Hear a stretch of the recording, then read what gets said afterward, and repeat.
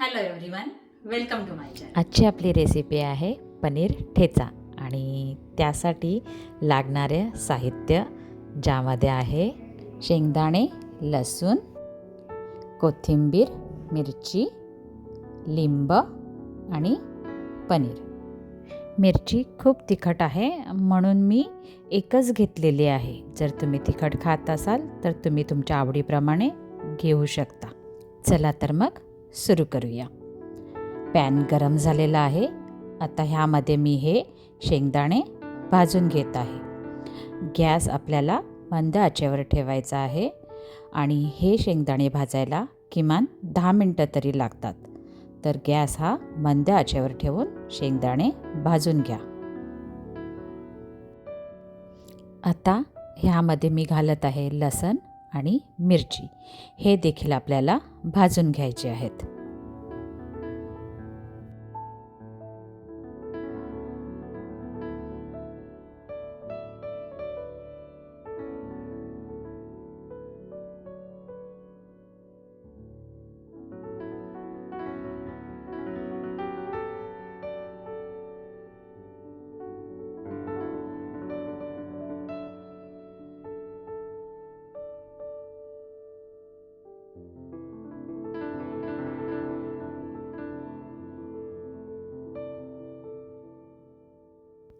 आपलं हे सर्व मिश्रण भाजून झालेलं आहे.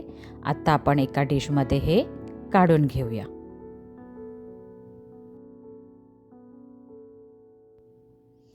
आता मी हा पनीर घेत आहे आणि ह्याचे तुम्ही तुमच्या आवडीप्रमाणे तुकडे करून घ्या.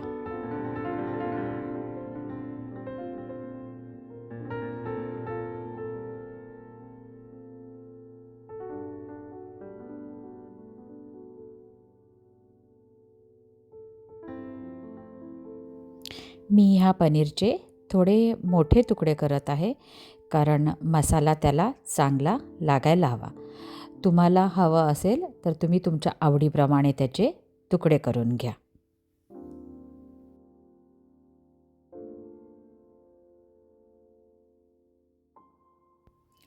आता हा पनीर मी एका बाउलमध्ये काढून घेत आहे.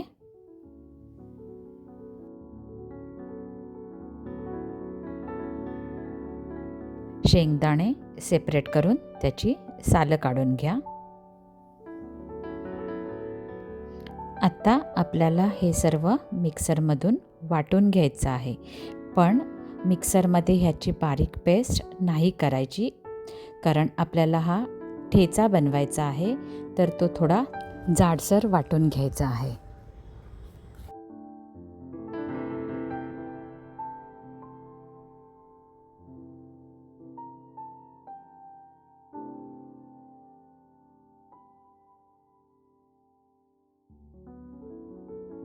आता हा मसाला पनीरला चांगला लावून घेऊया. मसाला लावताना एक लक्षात ठेवा की थोडं तेल आणि पाणी हे त्यामध्ये मिक्स करा आणि पनीरला हा मसाला लावून घ्या. ह्याने काय होईल ना, मसाला चांगला लागला जातो, त्याची कोटिंग चांगली येते.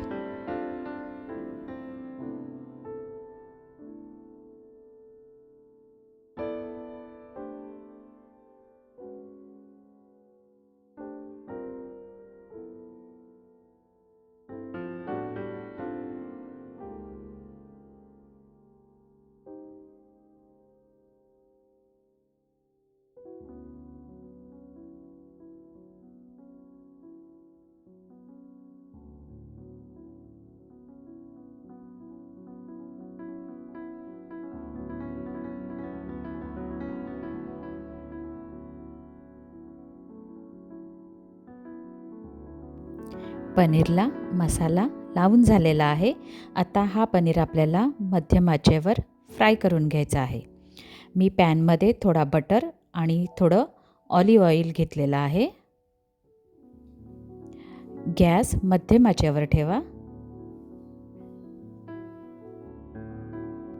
अशाच नवीन रेसिपीसाठी आपल्या व्हिडिओला लाईक करायला आणि चॅनलला सबस्क्राईब करायला विसरू नका. थँक्यू.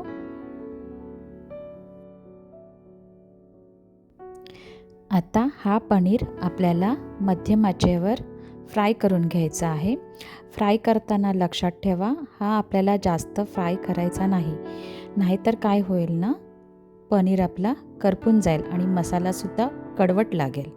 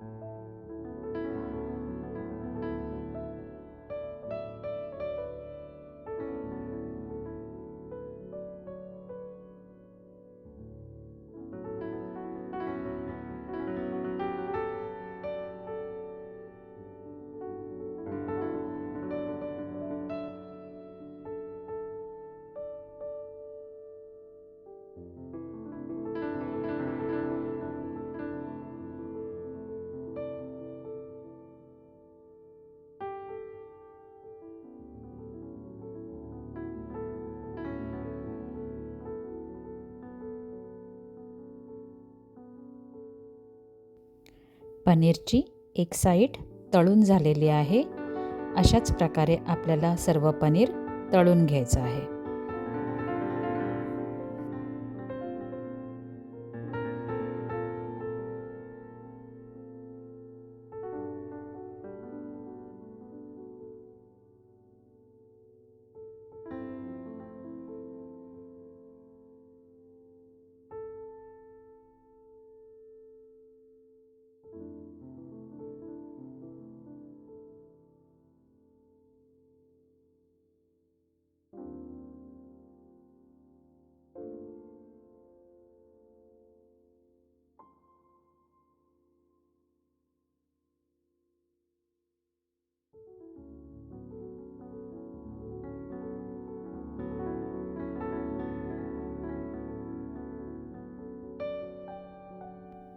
आपला सर्व पनीर तळून झालेला आहे. आता तुम्ही गॅस बंद करू शकता. आपला पनीर ठेचा रेडी आहे. ही देखील एक कीटो रेसिपी आहे आणि कीटो रेसिपी आहे तर चीज हा पाहिजेच.